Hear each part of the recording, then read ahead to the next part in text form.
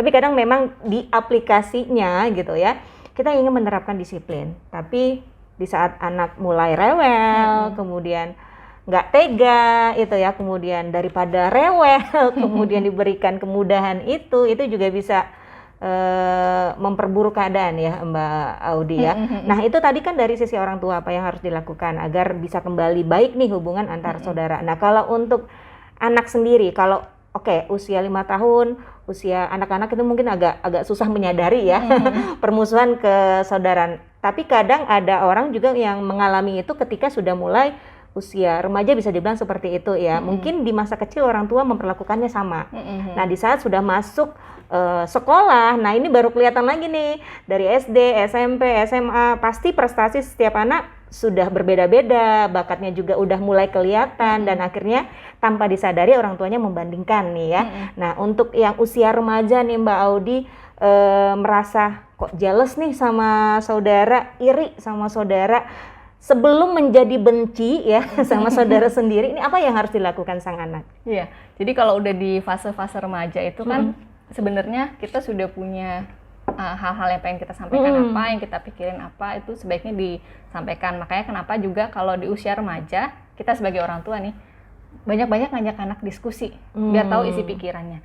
Jadi kalau kita mengambil sudut pandang si remaja ini yang merasa dia dibanding-bandingkan, itu sebenarnya kembali lagi gimana treat orang tuanya. Kalau orang tuanya memberi perlakuan yang baik dengan parenting yang benar ketika kecil, seharusnya ketika remaja dia punya kepercayaan diri yang bagus. Itu udah dari kecil banget lagi, itu dari sejak masa menyusui bondingnya ya. Insecure, kalau Mbak Fira pernah dengar, anak yang insecure sama anak yang secure, dia akan percaya sama lingkungannya, dia akan bisa mengeksplorasi. Kayak misalnya fase ketika anak kecil dia harusnya eksplorasi, kalau orang tua tahan-tahan, dia akan takut kan. Jadi dia nggak pede. Kalau anak yang masa kecilnya bondingnya bagus dengan orang tua, seharusnya ketika remaja pun dia percaya dirinya bagus. Jadi ketika dibandingkan, dia tidak akan melihat itu sebagai sesuatu yang mengancam untuk dia, mengancam eksistensi hidupnya. Tapi untuk anak-anak yang punya kepercayaan diri yang nggak bagus, nah itu yang akhirnya menjadi problem. Bagaimana remaja itu ngelihat saudaranya sebagai saingan, bukan sebagai orang yang dikasihi gitulah ya. Dan memang sebaiknya remaja punya teman ngobrol. Ketika dia merasa terancam seperti itu, dia ngobrol lah sama ayahnya, sama ibunya, untuk menyampaikan kalau memang dia nggak suka dibandingin, dia bilang, sampaikan saja. Dan kalau disampaikan, orang tua mau mendengarkan, orang tua akan memberikan perlakuan yang berbeda. Karena tadi Mbak Fira bilang, mungkin secara nggak sadar orang tua melakukan seperti itu.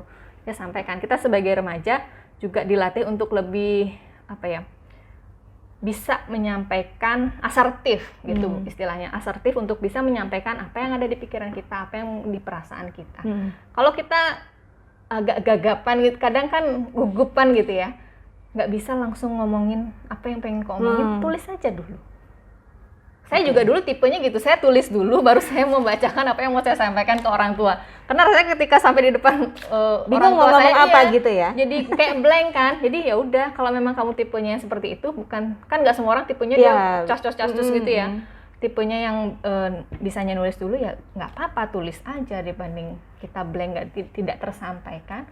Karena saya yakin orang tua tidak pernah bermaksud untuk menyakiti hati anaknya kayak gitu ya. Pasti secara tidak sengaja itu dilakukan. Dan sampaikan saja kalau memang ada hal-hal yang mengganjal kita terkait dengan saudara kita. Itu disampaikan. Jadi memang intinya komunikasi ya Mbak Audi ya, untuk baik dari orang tua ataupun dari sisi si anak. Si anak jangan ragu untuk ngobrol sama orang tua, dan orang tua pun bisa lebih care ya, bisa lebih memperhatikan anaknya, kira-kira anaknya kalau ada agak perubahan sedikit sikapnya gitu ya. Betul. Orang tua harus peka sama anak gitu ya, mulai diajak ngobrol, karena memang seperti yang di awal tadi Mbak Audi katakan, perubahan seseorang bisa terjadi karena lingkungan juga ya. Ini bisa terjadi karena lingkungan yang mungkin awalnya udah dididik baik nih dari kecil, karena Mbak Audi juga katakan bahwa kalau didikan dari kecil sudah baik, kemungkinan untuk terjadi sibling rivalry ini sedikit ya persentasenya. Tapi kadang lingkungan anak sudah bebas keluar di sekolah itu banyak pengaruh-pengaruhnya dari baik dari guru, bisa perbandingan antara murid A dan murid B gitu ya, atau teman sendiri juga mungkin bisa membandingkan, apalagi di masa remaja yang sudah mengenal lawan jenis. Betul. Seperti itu ya, dan itu bisa saja terjadi ya Mbak Audi. Nah ini kan kalau orang tua sadar nih Mbak Audi, bisa langsung ditangani secara langsung nih di rumah. Nah kapan waktunya orang tua membawa anak ke psikolog nih? Kalau yang anaknya tipenya lebih bisa bercerita itu enaknya. Iya. Cuman kalau anaknya yang diem ditanyain kamu kenapa, nggak apa-apa, tapi dia diem aja, kayak udah mulai hilang nafsu makan, terus udah mulai malas-malesan, terus mogok sekolah, ada kemungkinan salah satu faktor penyebabnya adalah sibling rivalry. Walaupun mogok sekolah itu banyak banget penyebabnya, tapi bisa salah jadi satunya itu salah ya. satu, iya. Okay. Kalau yang karena saya banyak punya kliennya anak-anak yang TK, yang SD, itu yang sering datang ke ruang praktek itu adalah orang tua menanyakan kok anaknya tiba-tiba ngompol lagi atau ngedot lagi padahal dia udah lama berhenti. Nah itu tanda-tanda kemunduran. Jadi sebenarnya kayak dia sebenarnya udah lepas, dia udah nggak anak kelas 1 SD kan, mana nggak pakai pampers. Diharapkan 3 tahun udah lepas pampers kan, udah toilet training. Terus ternyata kelas 1 SD kok tiba-tiba dia ngompol lagi, dan itu nggak cuma sekali. Kalau cuma sekali ya mungkin ya kebablasan sekali. Tapi dia kok berhari-hari, terus kok dia tiba-tiba pengen minum yang pakai dot lagi. Kebanyakan ini gejalanya gitu kita bilang. Ketika ditelusuri lebih lanjut ternyata dia merasa ingin kembali seperti dulu. Seperti waktu kecil yang diperhatikan dengan penuh oleh orang tua. Iya. Di masa-masa baby itu kan dia mendapat perhatian penuh, jadi dia regresi, dia mundur ke belakang seperti itu. Jadi itu juga bisa jadi gejala kalau tiba-tiba anak-anak bapak ibu tiba-tiba mengalami kemunduran gitu, kita bilangnya ngompol lagi, dia ngedot lagi, terus apa-apa jadinya minta dibantuin terus-terusan ya. Ini bukan cuma sehari 2 hari, terus-terusan minta dibantuin. Ada kemungkinan kayaknya dia mungkin cemas akan posisi dirinya di dalam keluarga, cemas terhadap saudaranya juga bisa karena kehadiran saudaranya. Jadi boleh untuk dibawa untuk dikonsultasikan lebih lanjut untuk dicari tahu gimana cara mengatasinya. Terus ya banyak sih tiba-tiba kalau anak misalnya mogok sekolah itu karena dia pengen waktu dia bersama orang tua lebih banyak. Jadi udah ketika saudaranya sekolah dia kan bisa di rumah kayak gitu. Jadi intinya sebenarnya kalau kasus-kasus sibling rivalry ini karena mereka ingin mendapatkan kembali perhatian orang tuanya kayak gitu. Merasa perhatian orang tuanya berkurang, akhirnya mereka melakukan tindakan-tindakan yang bisa menarik kembali perhatian orang tuanya. Selama ini menerima klien yang Mbak Audi, ada kejadian yang paling unik yang nggak pernah dilupakan nggak, kejadian terkait sibling rivalry ini dari kliennya Mbak Audi? Kalau yang aku ini yang pernah ketemui gitu ya. Unik banget nih, jarang ada gitu. Yang paling unik adalah yang dia mogok sekolah sih bilangnya. Anaknya mogok sekolah, kenapa? Sebenarnya kita kan kalau kedengeran mogok sekolah itu aku nggak terbayang dengan sibling rivalry awalnya. Awalnya apa dia dibully sama temennya. Kebanyakan mikirnya gitu kali ya, dibully. Apa nggak suka sama gurunya, apa gimana. Ketika dicari tahu lebih lanjut adalah dia bilang, aku lebih senang di rumah ketika saudara aku sekolah karena aku bisa lebih lama punya waktu sama ibuku. Iya, kondisinya waktu itu ibunya yang nggak bekerja karena ayahnya harus bekerja, ibunya di rumah. Jadi ya udah nggak apa-apa. Aku senang banget ketika mogok sekolah itu, jadinya aku lebih lama di rumah bisa bersama dengan ibuku tanpa kehadiran saudaranya yang lain. Itu aku juga mendapati bisa seperti ini juga ya, sampai ke sini juga. Itu anaknya udah SMP. Udah remaja ya? Iya. Jadi kan kita nggak terbayang ke sana. Itu buatku sih pengalaman yang cukup unik ya, bahwa ketika remaja pun mereka masih sangat membutuhkan perhatian dari orang tuanya. Padahal secara tahap perkembangan remaja itu mereka lebih ke teman sebaya.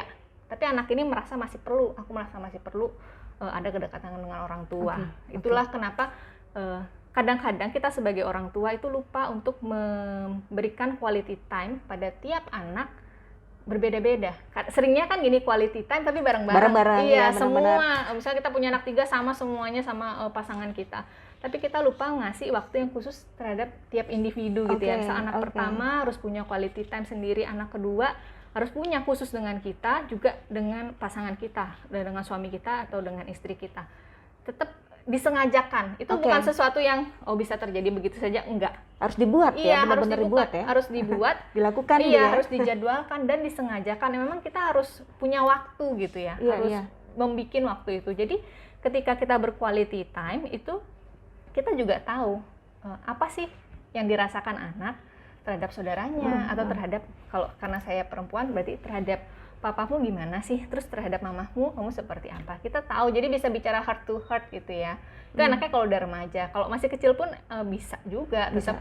Karena kenapa sering kesel sama kakak, kenapa sering kesel sama adik, itu bisa kita tanyain di situ, karena mungkin mereka nggak akan mau kalau di forum besar gitu kan, malu-malu gitu ya. Selain malu juga mungkin nggak enak lah masa aku ngomongin saudaraku kayak gitu, bisa jadi tetap mengingat quality time tiap anak itu harus dibikin, dan kita juga bisa menyampaikan harapan-harapan kita kepada anak kita di situ. Jadi ada waktu dibanding mereka dihakimi ketika ada banyak-banyak berbareng-bareng beramai-ramai, lebih enak ketika menyampaikannya one by one gitu kepada anak kita. Tapi memang banyak beberapa yang menafsirkan quality time jalan-jalan doang ya. Iya, kadang-kadang jalan-jalannya aja tapi relasi komunikasinya tidak intens ya. Jadi itu juga kurang ya. Lebih baik memang ya boleh jalan-jalan tapi ada komunikasi yang intens yang akhirnya bisa mengulik nih apa yang dirasakan oleh sang anak ataupun keinginan orang tua ya. Jadi nyambung. Benar-benar. Nah, di awal tadi Mbak Audi banyak penyebab ya, kenapa, faktor apa yang menyebabkan bisa terjadi kondisi sibling rivalry ini. Nah, sebenarnya kondisi ini bisa dicegah nggak sih, Mbak Audi? Kalau kondisi sibling rivalry sendiri nggak bisa dicegah. Nggak bisa ya. Ini hal memang yang akan terjadi ya. Sangat hal yang kemungkinannya terjadi itu 99%. Saya nggak pernah ketemu keluarga yang punya anak lebih dari satu itu mereka nggak berantem anaknya. Justru jelek nggak sih kalau kita nggak pernah konflik, jadi kita nggak pernah mengalami pertumbuhan gitu. Dan ini ya, sibling rivalry itu tidak selamanya negatif. Tergantung kadarnya ya. Sedikit-sedikit itu boleh. Anak berantem sama saudaranya itu, dia sedang ada dalam sebuah konflik, lalu dia dihadapkan pada situasi dia harus menyelesaikan masalah ini dengan cara seperti apa. Nah, itu juga kenapa orang tua kalau mereka lagi berantem boleh dilihat dulu, nggak langsung stop. Marah atau marah gitu ya. Dengan tetap memperhatikan ya, kapan harus di stop ketika sudah mengancam keamanan dan keselamatan si anak. Itu harus dilerai mau nggak mau. Kalau sudah mulai lempar-lempar barang yang bisa melukai anak itu harus dilerai. Tapi kalau mereka masih berdebat, kita lihat aja dulu. Enaknya kalau kita bisa lihat anaknya ketika berantem ya, kalau nggak bisa lihat itu yang mungkin jadi problem. Ketika kita melihat mereka berargumen atau berantem gitu, kita lihat gimana caranya, misalnya si kakak nanggepin si adik atau si adik nanggepin si kakak. Biar aja mereka mencari resolusi atas konflik mereka dulu. Jadi kita berikan kesempatan, karena nanti ketika mereka sudah besar itu kan akan ketemu orang yang lebih macam-macam lagi. Kayak saya, kayak Mbak Vira juga mungkin ketika kuliah ketemu orang seperti apa, ketika kerja lebih macam-macam lagi orangnya. Jadi mereka tahu bagaimana menghandle konflik. Pertama dipelajari adalah di rumah, di keluarga, ketika sedang berkonflik dengan saudaranya. Jadi kita coba observasi deh, caranya si A itu gini toh, nyelesain masalah caranya si B gini toh. Baru kemudian kalau memang sudah itu ya tadi ya, kalau mengancam keamanan keselamatan harus dilerai. Lalu diajak ngomong satu-satu anaknya seperti apa, tanpa menyalahkan pihak kakak atau pihak adiknya. Jadi nggak ada kayak kita membela satu pihak aja. Jadi emang nggak bisa dicegah, tapi bukan berarti nggak bisa ditangani ya. Bisa dan kalau memang tidak bisa ditangani sendiri, mungkin bisa langsung serahkan ke ahlinya, ke Mbak Audi mungkin. Iya, kalau sudah mengganggu, kalau sudah ada gejala-gejala gangguan emosional, merusak relasi, boleh cari. Terakhir nih Mbak Audi, yang paling parah kondisinya ini bisa menyebabkan apa? Bisa nggak jadi ya kejiwaannya terganggu atau apa? Ini yang paling parah nih kalau tidak ditangani. Betul. Kalau ekstrimnya seperti definisi di awal tadi, dia bisa menyebabkan kebencian. Kebencian itu membuat seseorang itu kadang tidak berpikir dengan akal sehat kan. Kebencian, terus mungkin dendam, segala yang dilakukan oleh si orang ini yang dibenci ini akan menjadi salah. Nah, itu sudah ekstrim. Dan perilaku yang tampak itu, kebencian itu kan dalam hati ya, perasaan, terus pikirannya. Terus ketika perilaku yang tampak adalah menyakiti secara fisik. Oke. Nah, itu yang sudah Parah. berbahaya ya. Itu kita nggak berharap anak-anak kita mengalami hal itu, menyakiti saudaranya. Jadi kalau sudah di tahap seperti itu udah nggak bisa ditoleransi lagi. Itu harus segera dibawa untuk diobati, karena mungkin aja kesehatan mentalnya memang terganggu. Anak ini punya stres yang terpendam bertahun-tahun, itu jelas perlu bantuan profesional. Apalagi kalau orang tua merasa tidak bisa menghandle sendiri atau hanya bisa ya udah didiemin aja, itu nggak akan berlalu begitu aja.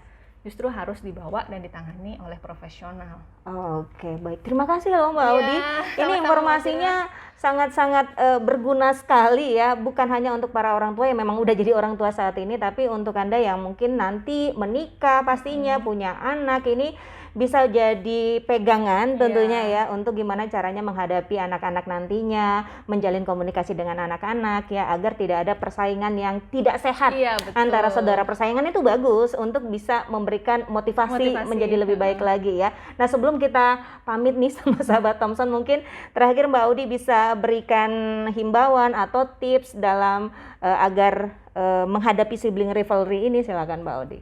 Ya, jadi untuk para Bapak Ibu dan juga calon Bapak Ibu, nanti pada masanya memang tidak mudah untuk mempraktekkan setiap teori parenting yang kita dengar. Tapi saya percaya Bapak Ibu mau belajar dan mau memperbaiki diri gitu ya, untuk bagaimana memperlakukan anak dengan lebih baik, khususnya dalam isu sibling rivalry ini. Karena mungkin banyak banget sumber stres yang akan Bapak Ibu temui, tapi ingatlah bahwa bagaimana Bapak Ibu bisa menghandle stres Bapak Ibu terlebih dahulu sebelum menghandle si anak, itu akan jauh lebih menolong untuk menghadapi kasus-kasus atau problem-problem yang anak akan hadapi di masa depan nanti. Jadi tetap menjaga kesehatan mental. Jadi kita bilangnya salam sejiwa, salam sehat jiwa. Salam sehat jiwa ya. Mulai sekarang kalau komunikasinya kurang baik, mulai menjalin komunikasi dengan baik ya, dengan anak ataupun dengan pasangan ya.